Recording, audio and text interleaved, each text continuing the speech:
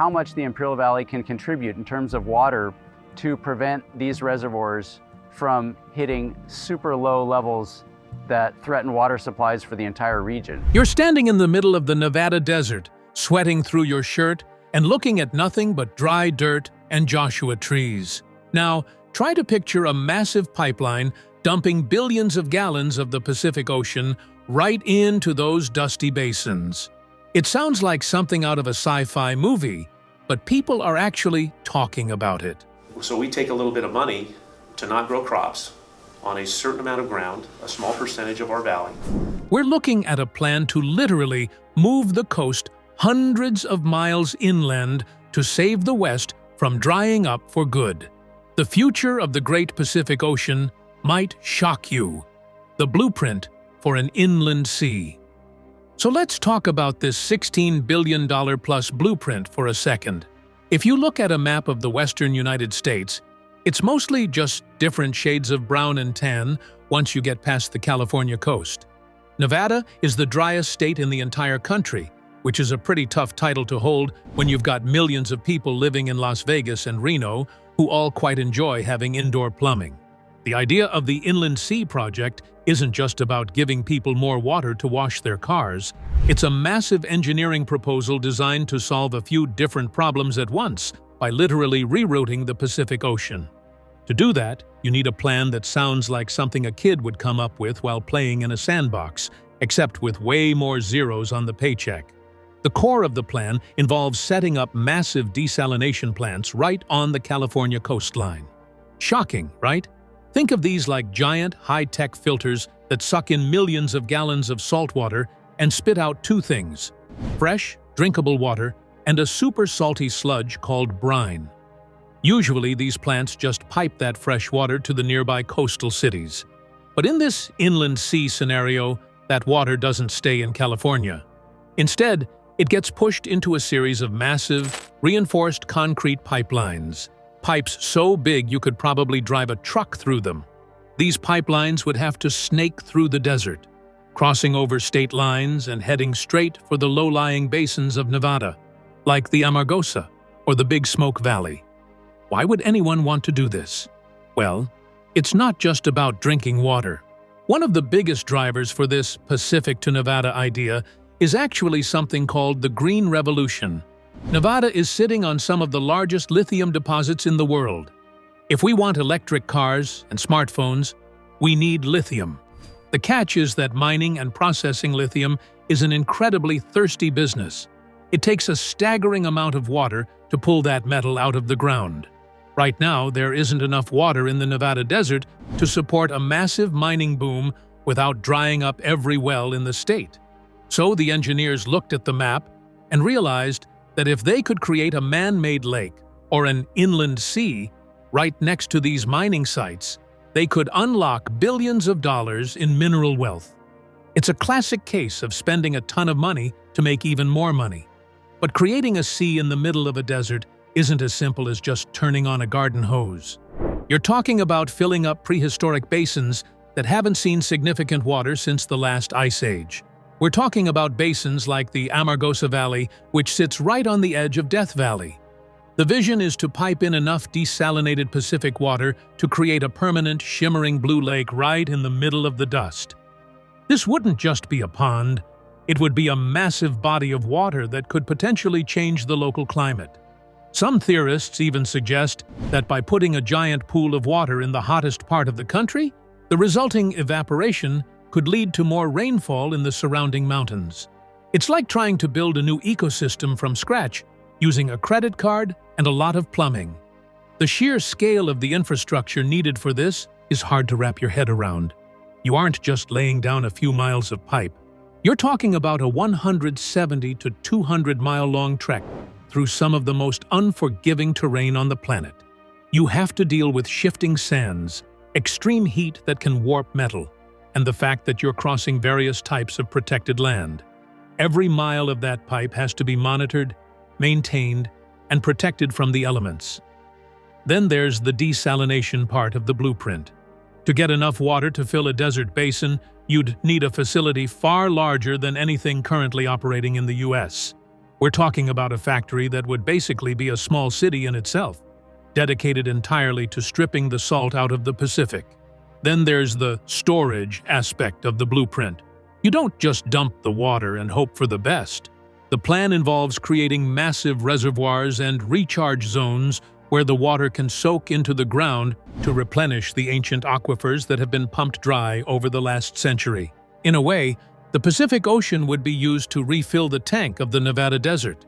The idea is that once these basins are full, they could act as a buffer against the droughts that are becoming more common and more severe. If the Colorado River, which provides most of the water for the Southwest, ever truly fails, this inland sea would be the ultimate insurance policy. Of course, the price tag for this dream is where most people start to get a little dizzy. $16 billion is the starting point, but in the world of government-funded megaprojects, that number almost always doubles or triples by the time the first shovel hits the ground. You have to pay for the land rights, the environmental impact studies that could take a decade to complete, and the literal army of workers it would take to build a pipeline across the Mojave. It's a go big or go home strategy that treats the ocean as an infinite resource that just needs to be moved from point A to point B. It's the kind of thinking that built the Roman aqueducts or the Panama Canal. The idea that if nature didn't put the water where we wanted it, we'll just put it there ourselves. But moving that much water isn't just a matter of digging a hole. You've got to fight gravity, the mountain problem, and the energy toll. When you look at a map, the distance from the California coast to the Nevada desert doesn't actually look that far. It's just a couple of inches of paper. But in the real world, there is a massive, jagged granite problem standing right in the way: the Sierra Nevada mountain range. This isn't just a small hill you can easily bypass. We're talking about some of the highest peaks in the contiguous United States, with summits reaching over 14,000 feet. If you want to move the Pacific Ocean into Nevada, you don't just have to push it across the land. You have to push it up and over one of the most formidable natural barriers on the planet. This is where the inland sea dream starts to run into the cold, hard reality of physics and energy consumption. To understand the energy toll, you have to think about what it takes to move water.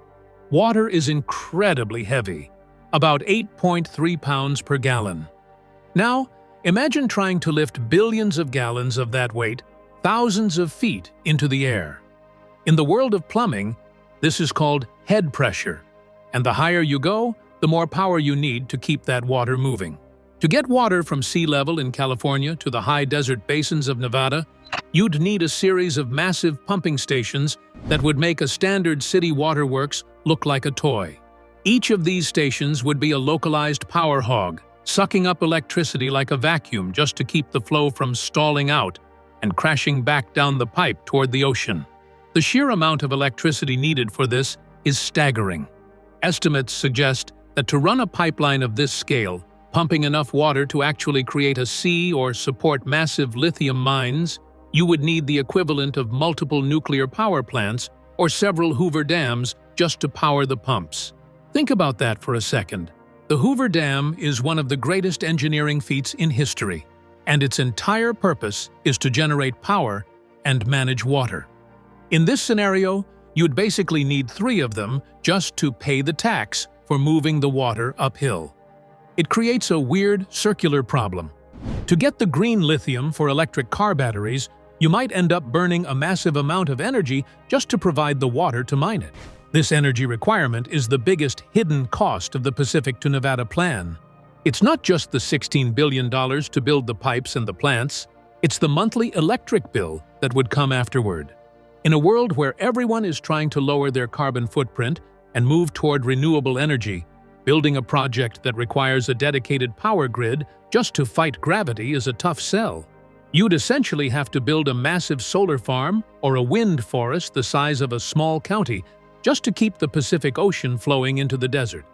If the sun isn't shining or the wind isn't blowing, the pumps stop, the water stops, and the inland sea starts to evaporate under the brutal Nevada sun.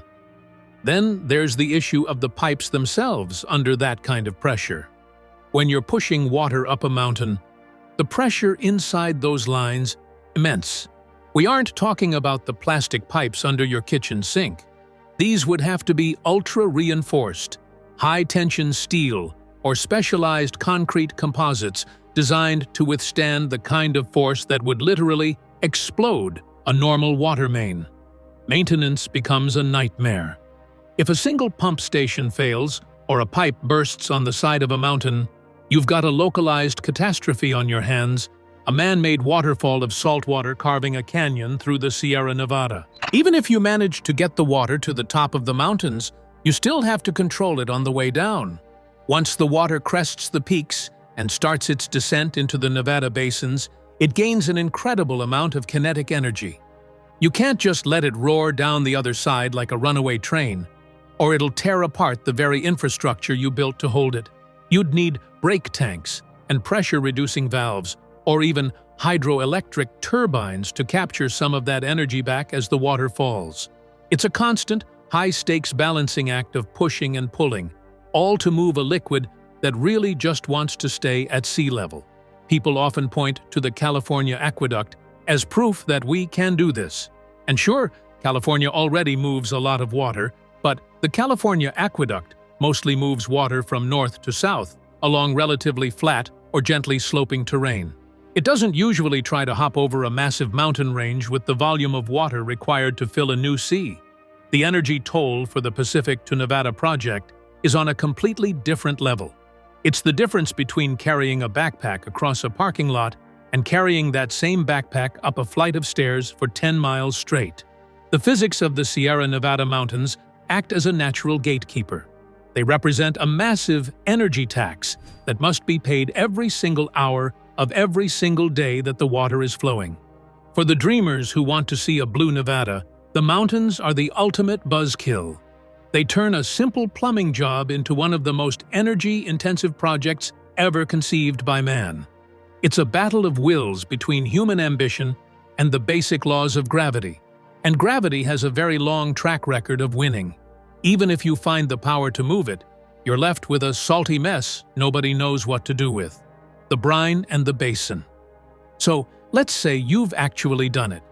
You've spent the billions, fought the laws of physics, pumped the water over the Sierra Nevadas, and now you're standing on the edge of a brand-new inland sea in the middle of the Nevada desert. It looks great on Instagram, but there is a massive, salty catch that most people don't think about when they imagine releasing the ocean into the desert. When you take salt water from the Pacific and turn it into fresh water for people to drink, or for lithium mines to use, you don't just delete the salt. You're left with a concentrated, thick, sludge-like liquid called brine. And in the world of desalination, brine is the ultimate party pooper. For every gallon of fresh water you pull out of the ocean, you're usually left with about another gallon of this super salty brine. In coastal areas, they usually just pump it back into the ocean, which isn't great for the local fish, but the ocean is big enough to eventually dilute it. In Nevada, you don't have an ocean, you have a closed basin. That means whatever you put into that valley stays in that valley. If you're filling up an inland sea with desalinated water, you have to figure out what to do with millions of tons of salt that you've essentially relocated from the coast to the desert. If you just dump the brine into a separate pond, you aren't creating a beautiful oasis. You're creating a giant, toxic salt flat that could eventually kill everything around it. We actually have a real-world warning sign for this: the Salton Sea in Southern California. Back in the early 1900s, an engineering mistake caused the Colorado River to flood into a dry lake bed, creating a massive accidental sea. For a few decades, it was a miracle, a desert resort with beaches and fishing. But because it had no outlet to the ocean, the water just sat there and evaporated. As the water disappeared, the salt stayed behind, getting more and more concentrated every year. Eventually, the water became so salty that the fish died off by the millions, the birds stopped coming, and the receding shoreline left behind a toxic dust that blew into nearby towns, causing massive respiratory issues for the people living there. If the Nevada Inland Sea Project isn't managed perfectly, it could easily become Salton Sea 2.0. Imagine a massive body of water that looks blue from a distance but is actually a chemical soup of concentrated minerals and brine. Because Nevada is so hot, the evaporation rate is through the roof. You'd have to keep pumping in new water just to keep the sea from shrinking and turning into a giant, poisoned puddle. If the pumps ever stop, maybe because of an energy crisis or a budget cut, the water starts to vanish, leaving behind a crust of salt and minerals that the wind will pick up and carry for hundreds of miles. Then there's the chemistry of the desert floor itself. The ground in Nevada isn't just empty space. It's filled with its own minerals, like arsenic and boron, that have been sitting there for thousands of years. When you suddenly soak that ground with billions of gallons of water, you're triggering a massive chemical reaction. You might accidentally pull those ancient toxins up into the water supply, creating a sea that you can't actually touch or use for anything. It's a classic case of unintended consequences. You wanted a lake to help the environment, but you ended up creating a chemical hazard that requires constant, expensive maintenance just to keep it from becoming a disaster. The brine problem also makes the green part of the project a bit of a headache. If the goal is to use this water for lithium mining, you have to make sure the water is clean enough for the industrial process. But once the water is used for mining, it gets even dirtier. Now you've got ocean salt and mining chemicals mixed together. Dealing with that kind of wastewater is an engineering nightmare that usually involves evaporation ponds. These are exactly what they sound like. Giant, shallow pits where you let the sun bake the water away until only the solids are left. But when those solids are a mix of Pacific salt and mining runoff, you've basically created a man-made wasteland that will be dangerous for centuries. There's also the local wildlife to consider. Birds are naturally drawn to water in the desert. If you build a massive inland sea, millions of migratory birds are going to think they've found a paradise. But if that water is a high-concentration brine or filled with leached desert toxins, it becomes a death trap for those animals. We've seen this happen at other industrial sites where birds land in toxic ponds and never leave. To prevent that, you'd need an army of people or some very expensive technology just to keep the local ecosystem away from your man-made sea. It adds yet another layer of cost and complexity to a project that was supposed to be a simple solution.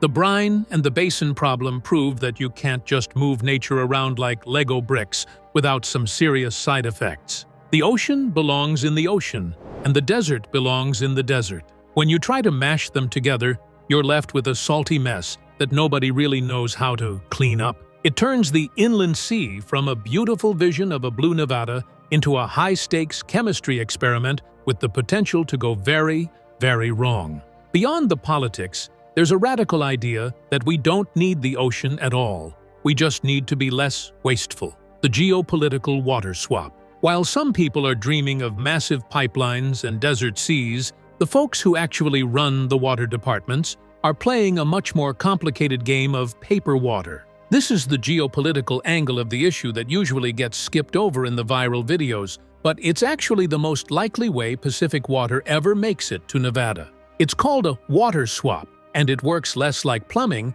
and more like a high-stakes poker game where the chips are billions of gallons of river water. To understand the swap, you have to understand the Colorado River. 7 states, including Nevada, California, and Arizona, share the water from this river. It's all governed by a 100-year-old set of rules called the Law of the River. Under these rules, everyone has a specific allowance of water they can take out each year. The problem is that the river is drying up, and the allowances are starting to shrink. Nevada has the smallest slice of the pie, so they're the first to feel the squeeze when the water levels in Lake Mead start to drop. This is where the Pacific Ocean comes back into the picture, but in a virtual way. Instead of building a 200-mile pipeline from California to Nevada, which we've already seen is an expensive mountain-climbing, salt-creating nightmare, Nevada is looking at paying for a desalination plant in California. It sounds crazy at first. Why would Nevada pay for a project in another state?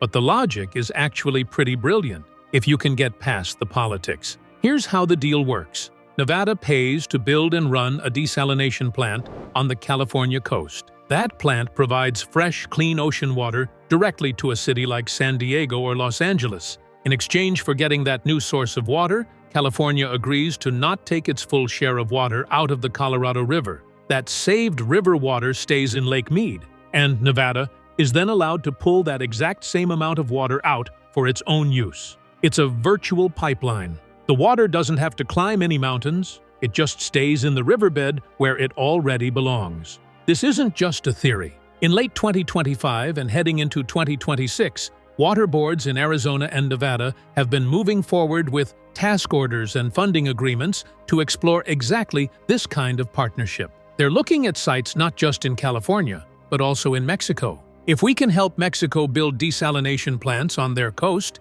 they might use less river water, leaving more for the states further north. It's a win-win on paper, but it's also a geopolitical minefield. You have to trust that your neighbors will keep their end of the bargain for decades, and you have to navigate the environmental laws of two different states, or even two different countries. There's also the issue of senior water rights. In the water world, whoever got there first has the most power. California has some of the oldest, most senior rights on the river, meaning even in a massive drought, they are technically the last ones to lose their water. This gives them a huge amount of leverage in any swap deal. Nevada has to basically make it so worth California's while to build these plants that they're willing to trade their rock-solid river rights for a man-made ocean source. It's a delicate dance of, I'll pay for your new faucet if you let me use your hose.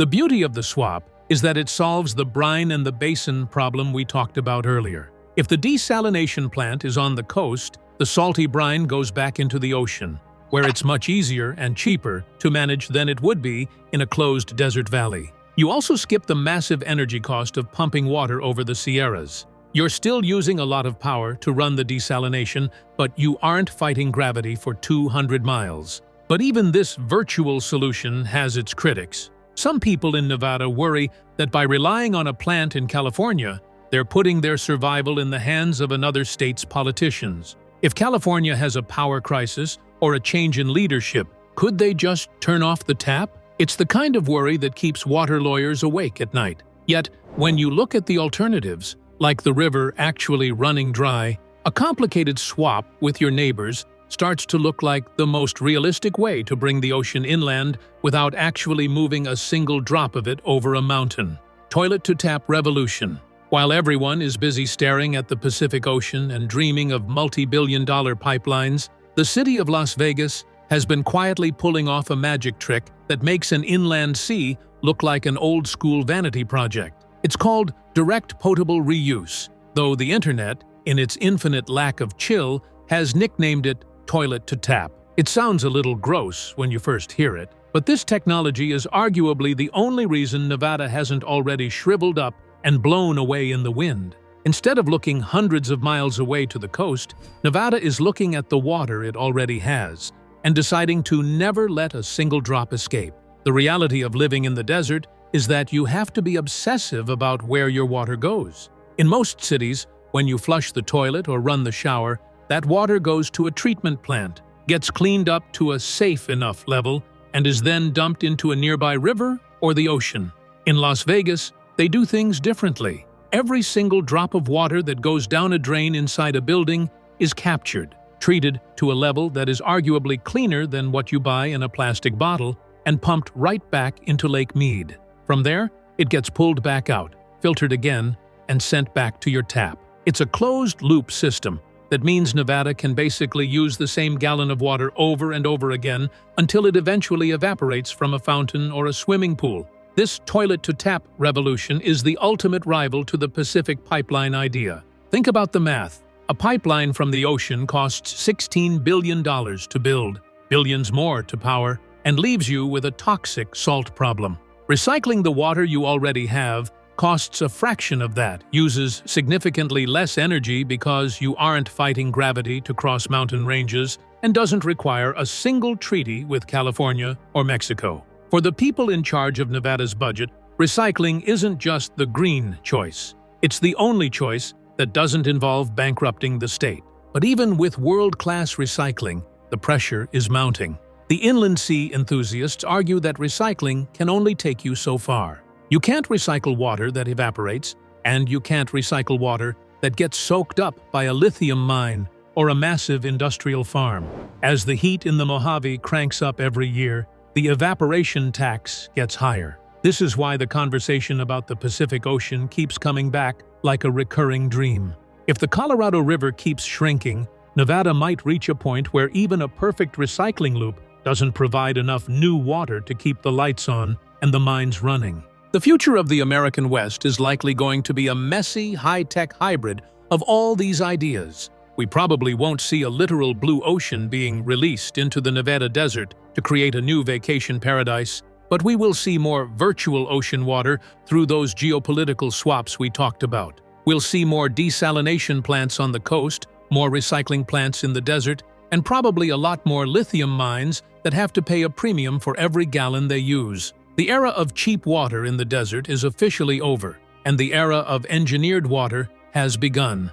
As we look toward the middle of the century, the inland sea might remain a blueprint on a shelf, or it might become a desperate reality if the droughts get bad enough. It serves as a massive reminder of how far we're willing to go to stay hydrated. We're talking about moving oceans and rearranging the map of the continent just to make sure the taps stay on. It's a wild, expensive, and risky game, but when you live in a place where the sun is trying to bake you into a crisp, you don't have the luxury of thinking small. If you want to stay ahead of the next big engineering dream, make sure to hit that subscribe button for more deep dives.